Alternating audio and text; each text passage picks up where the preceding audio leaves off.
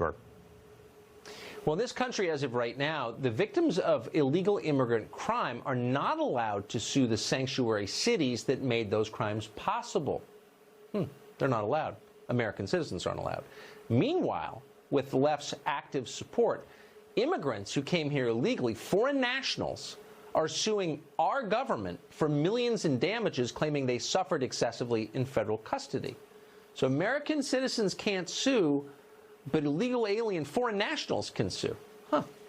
Nicholas Giordano noticed this. He's a professor of politics at Suffolk Community College. He's also the host of the PAS Report podcast, and he joins us tonight. Professor, thanks for coming on. Hi, Todd. So the contrast is kind of remarkable, and I just want to make sure we're not misstating the facts here. American citizens are not allowed to sue the sanctuary cities that abetted the crimes they suffered from. Why?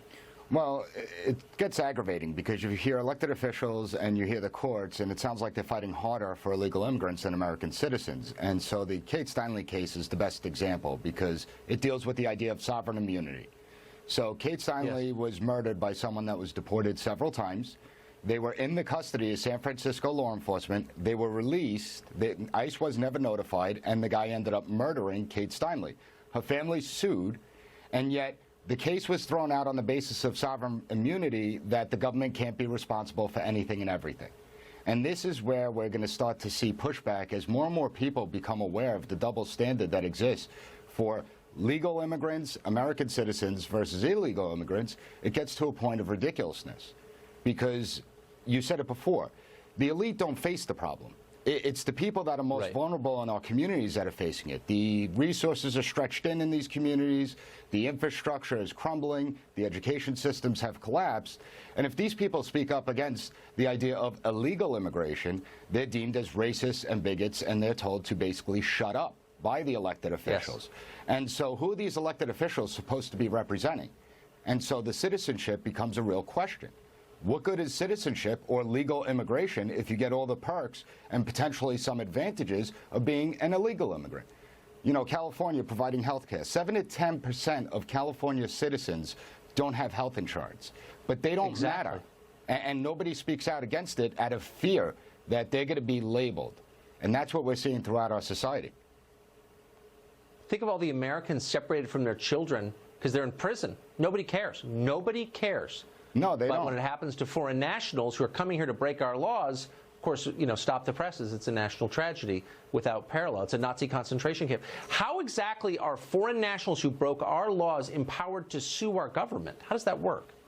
Because there was a federal tort reform several years ago that allows the government to be sued for negligence. And that's the ironic thing. How is a sanctuary city not negligent?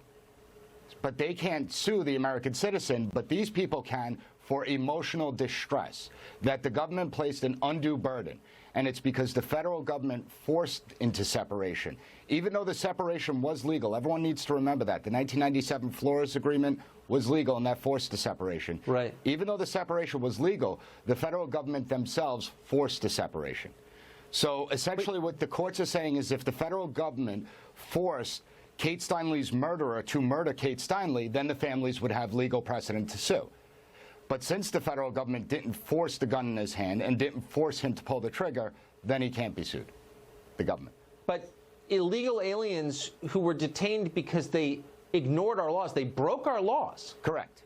So it's like, in other words, you could break into my house, and if I knock you down, you could sue me for assault. Like, only a masochist would allow something like that. You would really have to hate your country to allow that. It's the let them eat cake syndrome. And when you're looking at it, there's two agendas going on. So you have one party that's basically saying, we need all this illegal immigration because we want to turn them into citizens, which turns them into voters. And it's kind of racist to think all Hispanics care about illegal immigration. They don't. Exactly. Then you have another agenda where they just want to do away with citizenship. Because make no mistake about it, these caravans that are coming up are organized, they're coordinated, and they're all designed to break the immigration system. That's what it's designed to do, where cases can't get heard for years at a time. And then you have to release them into the population, and 90% of them aren't showing up to their court cases. Totally, totally transforming the country. And those of us who are from here should have a say in that. It's a democracy. And so we're trying. Professor, thank you very much. Thank you for having me.